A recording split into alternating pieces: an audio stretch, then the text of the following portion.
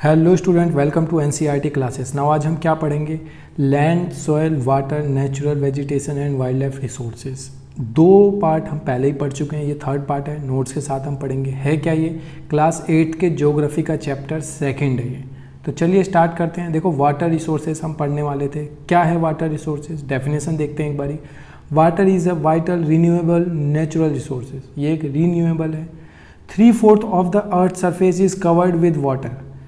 अर्थ का लगभग 3/4 हिस्सा पानी से घिरा हुआ है। But usable water is limited stock. अब आप बोलोगे कि इतना सारा पानी है तो फिर ये एक नेचुरल रिसोर्सेज ऐसा क्यों है जो लोग कहते हैं पानी को बचाओ, पानी कम यूज़ करो? देखो, यूज़ में आने वाला जो है ना, उपयोग में आने वाला पानी वो बहुत कम है। कितना है? 1% water is fresh water available fit for human use. इंसान के यूज़ करने के लिए जो अच्छा पानी होता है वो 1% ही है। जितना पानी है ना इस दुनिया में, उसका 1% पानी बस यूज़ के लायक है, बाकी सब यूज़ के लायक है नहीं। ठीक है, इसलिए बोला जाता है कि पानी का सही से यूज़ करो।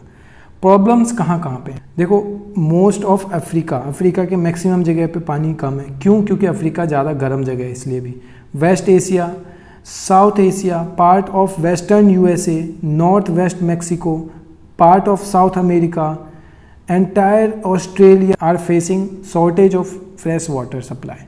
ये सारे जगह ऐसे बताए मैंने जहाँ पे पानी की किल्लत है, कम या ज़्यादा, बट किल्लत इन सब जगह पे है। ठीक है, अब कुछ नुस्खे हैं, कुछ तरीके हैं जिससे हम कंजर्वेशन ऑफ वाटर रिसोर्सेज यानी कंजर्व कर सकते हैं, बचा सकते हैं, सुरक्षित रख सकते हैं पानी को।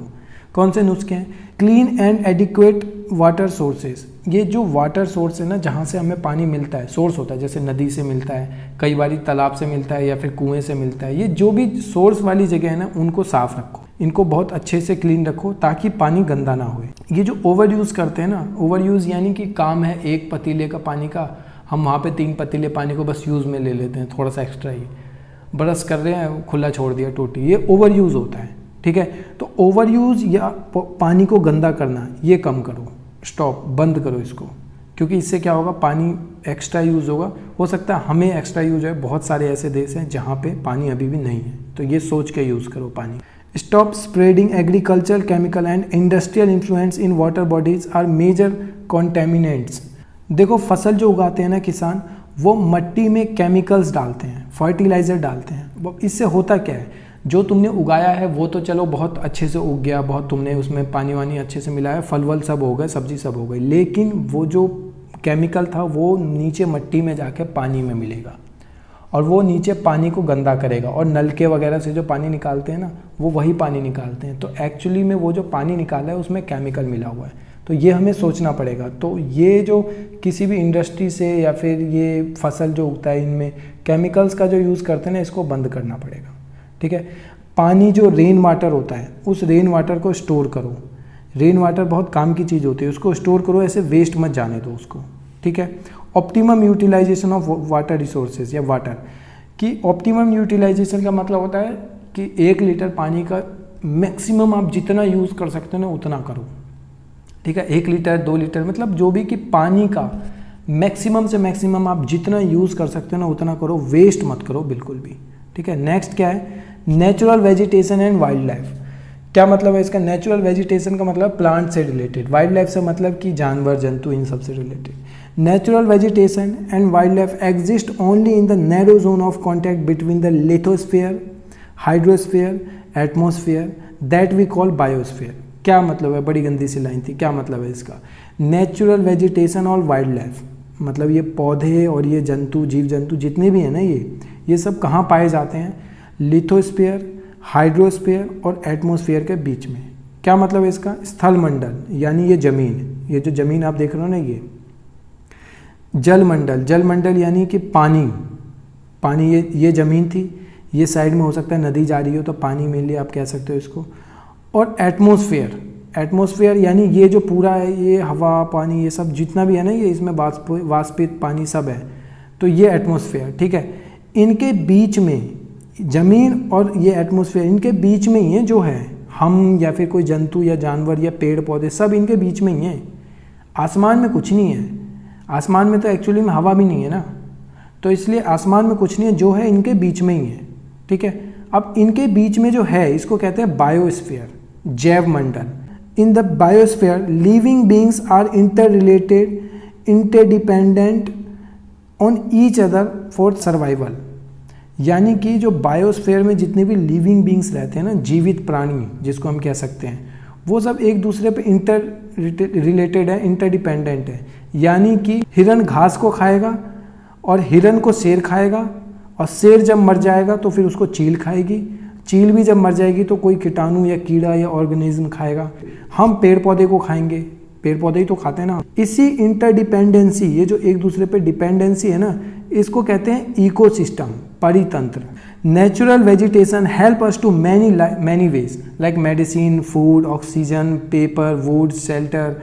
ये जो नेचुरल वेजिटेशन है ना, ये पेड़ पौधे, ये सब, ये हमें बहुत सारी चीज़ों में हेल्प करते हैं, जैसे मेडिसिन वगैरह में, food, oxygen, paper, wood, shelter. Shelter मतलब घर, रहने की जगह, तो इन सब में हेल्प करते हैं, हमें पता ही है ये चीज़। Wild life also help nature to balancing the ecosystem. मैंने अभी बोला ना कि हिरन को खाएगा, हिरन खाएगी घास को, हिरन को खाएगा शेर, शेर मर जाएगा तो चील खाएगी, चील मर जाएगा तो कोई कीड़े मकोड़े खाएंगे। ये जो एक दूसरे का ये ऐसे करके इंटर रिलेटेड है ना, इससे एक बैलेंस क्रिएट होता है इकोसिस्टम में। अगर शेर हिरन को ना खाए तो हिरन की तादाद इतनी ज़्यादा हो जाएगी ना कि आप पूछो मत, इतना ज़्यादा हो जाएगा। तो इसलिए शेर जब तक हिरन को खाएगा तभी तो हिरन की तादाद कम होगी ना। शेर मरेगा, चील खाएंगे उसको, तभी तो ये जो सड़कें जो ख़त्म होते हैं वो ख़त्म नहीं होंगे, चील उससे पहले ही खा लेंगे, है ना। तो ये एक दूसरे के इंटर रिलेटेड है, तो ये बैलेंस क्रिएट करते हैं इकोसिस्टम में, ठीक है। नेचर में बैलेंस क्रिएट करते हैं। कोई भी चीज़ ज़्यादा नहीं होती, ज़्यादा होने वाली होती है उससे पहले ही वो ख़त्म हो जाता है, ठीक है। उम्मीद है समझ में आ रहा होगा आपको। Distribution of natural vegetation, natural vegetation का मतलब प्लांट वगैरह, इनका डिस्ट्रीब्यूशन किस तरीके से होता है। The growth of vegetation depend primarily on temperature and moisture. ये जो नेचुरल वेजिटेशन है ना, इनका ग्रोथ किस पे डिपेंड करता है, एक तो टेम्परेचर पे डिपेंड करता है और वहाँ का मॉइस्चर पे डिपेंड करता है कि पानी में कितने वाष्पित कण हैं, पानी कितना है उसमें। The major vegetation type of the world are grouped as forest, grassland, shrubs and tundra. यानी क्या कि ये जो मेजर वेजिटेशन टाइप्स हैं, कि मतलब ये पेड़ पौधे मेजर किस तरीके के होते हैं। एक तो होता है फॉरेस्ट, जंगल में होते हैं मेनली पेड़ पौधे। एक होता है ग्रासलैंड मतलब बहुत बड़ा एक ज़मीन जहाँ पे घास वास उगे हुए हैं। श्रब्स छोटे मोटे। एक होता है तुंद्र। तो ये टाइप्स थे, मेजर टाइप्स, जिनको याद रखना ज़रूरी है। अब क्या देखो, फॉरेस्ट को मेनली दो भागों में डिवाइड किया गया है। ये जो फॉरेस्ट है इसको मेनली दो भागों में डिवाइड किया गया है। कौन से दो भाग, एक तो एवरग्रीन, एक होता है डिसेडियस। क्या मतलब इन दोनों का, एवरग्रीन मतलब हमेशा ग्रीन, आपको हिंट लग रहा होगा, हमेशा ग्रीन क्या होते हैं, पत्ते होते हैं। तो पत्ते हमेशा मतलब पत्ते कभी टूटेंगे नहीं, वही मतलब है इसका। देखो एवरग्रीन का क्या मतलब है, evergreen forest do not shade there leaves simultaneously in any season of the year. साल के किसी भी सीजन में ये अपने पत्ते नहीं गिराते, ठीक है, हमेशा इनके पत्ते लगे रहते हैं। बट दूसरी तरफ क्या होता है, कुछ ऐसे पेड़ होते हैं जो साल के किसी एक पर्टिकुलर सीजन में अपने पत्ते गिरा देते हैं, उनको कहते हैं डेसिडियस फॉरेस्ट। तो ये था distribution of natural vegetation. Next क्या है, ये है conservation of natural vegetation and wild life. Conservation मतलब होता है किसी भी चीज़ को सुरक्षित रखना, ठीक है, संरक्षण देना, बचा के रखना। तो नेचुरल वेजिटेशन को और वाइल्ड लाइफ को बचाने की ज़रूरत क्या है, सबसे पहले हम ये पढ़ेंगे कि इंपॉर्टेंट क्यों है। उसके बाद देखेंगे कि बचाने के टाइप्स क्या है, मतलब किन किन तरीक़ों से हम इनको बचा सकते हैं। देखो नेचुरल वेजिटेशन की इंपॉर्टेंस क्या है। Change of climate and human interference can cause the loss of natural habitats for the plant and animals. ये जितने भी प्लांट और एनिमल्स, ये जितने भी देख रहे हो ना आप, क्लाइमेट चेंज की वजह से इनको बड़ी प्रॉब्लम होती है। क्लाइमेट चेंज यानी देखते हो आप कई बार कि अब गर्मी में बहुत ज़्यादा गर्मी होती है और ठंडी बहुत लेट से आता है। क्यों? क्योंकि ये क्लाइमेट चेंज हो रहा है। ग्लोबल वार्मिंग की वजह से जितनी भी आसपास का वातावरण है वो बहुत गर्म हो रहा है, बर्फ़ पिघल रहा है। क्यों? क्योंकि ये क्लाइमेट चेंज है। तो क्लाइमेट चेंज की वजह से प्लांट्स, एनिमल्स को बड़ी दिक्कत होती है। और ये जो इंसान हर जगह फॉरेस्ट को काटने पहुंच जाते हैं, जंगल काटने, जंगल जलाने के लिए, जंगल काट के वहाँ घर बनाएंगे, ये जो इंटरफेरेंस, हस्तक्षेप होता है ना, इनका इंटरफेरेंस, इनसे भी इनको बड़ी प्रॉब्लम होती है, एनिमल्स या किसी भी प्लांट को, ठीक है। तो इसके लिए इन्हें बचा के रखने की ज़रूरत है। Plant gave shelter to the animals, together they maintain the ecosystem.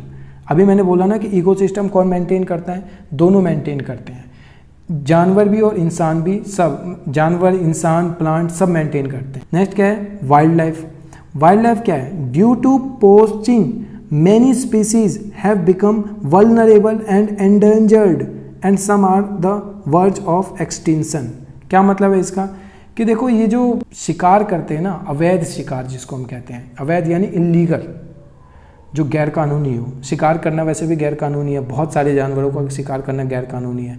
ये जो शिकार करते हैं ना गैर कानूनी तौर से, इससे होता क्या है, इससे बहुत सारी ऐसी स्पीसीज़ हैं जो या तो ख़त्म होने वाली है या तो बिल्कुल ख़त्म हो ही गई समझो, ठीक है। तो ये शिकार करना रोकना पड़ेगा, ठीक है। Killing, hunting, trading of animals, birds should be ban होना चाहिए, है भी बैन। शेर को मारना, बाघ को मारना बैन है भी, हाथी को मारना बैन है भी। तो क्या करते हैं ना शिकार वाले कि ये ट्रेड करते हैं सींग का, उनके त्वचा का यानी स्किन का, तो इनका शिकार करके ये इसका जो है ना ट्रेड करते हैं, खरीद बिक्री करते हैं, तो ये इलीगल है, तो इसलिए बैन होना चाहिए। नेशनल पार्क्स बनाने चाहिए, वाइल्ड लाइफ सेंचुरीज बनानी चाहिए, बायोस्फीयर रिजर्व्स बनाने चाहिए। इससे होता क्या है, इससे फॉरेस्ट को, नेचुरल वेजिटेशन को, वाइल्ड लाइफ को एक प्रोटेक्शन मिलता है। क्या मतलब होता है इन सब चीज़ों का, देखो मैं ओवरऑल बताऊं, इन सब चीज़ों का मतलब होता है कि सरकार को ना कई ऐसे जंगल है, कई ऐसी जगह हैं जिनको ना एक प्रोटेक्टेड लैंड घोषित कर दिया जाता है कि इस जगह पे अब कोई भी शिकार नहीं होगा, ठीक है। तो ये एक प्रोटेक्टेड लैंड जो होता है ना, इसी को नेशनल पार्क, बायो रिजर्व, ये अलग अलग कैटेगरीज हैं, इनके भी अपने कुछ क्लासिफिकेशन कर रखी है, लेकिन एक बेसिक तौर पे यही होता है कि प्रोटेक्टेड लैंड घोषित कर देना सरकार की तरफ से, सुरक्षित लैंड, सुरक्षित जगह, उसको कहते हैं ये, ठीक है। Start awareness programme like Van Mahotsav, Van Mahotsav जैसे बहुत सारे अवेयरनेस प्रोग्राम है। अवेयरनेस प्रोग्राम मतलब कि लोगों को अवेयर करना कि आप देखो ये जो जानवर को मार रहे हो, पेड़ काट रहे हो, अपना घर बना रहे हो, जंगल जला रहे हो, ये बहुत गैरकानूनी है और ऐसा करने से हमारे वातावरण को नुकसान है, तो प्लीज़ ये मत करो। तो ऐसे बहुत सारे अवेयरनेस प्रोग्राम चलते हैं, जिनमें से एक का एग्जाम्पल दे रखा है वन महोत्सव। अगर आपको बहुत सारे एग्जाम्पल्स पता हैं और भी है इससे ज़्यादा, तो आप कमेंट सेक्शन में लिख सकते हैं, मुझे भी याद आएगा कि हाँ चलो एक ये भी हो सकता था। उम्मीद है समझ में आया होगा। मिलते हैं अगली क्लास में, तब तक के लिए सुरक्षित रहें, स्वस्थ रहें, मस्त रहें। अगर आपने इसकी बाकी की वीडियोस नहीं देखी है तो डिस्क्रिप्शन में मैं लिंक दे दूंगा, वहाँ से जाके देख सकते हैं।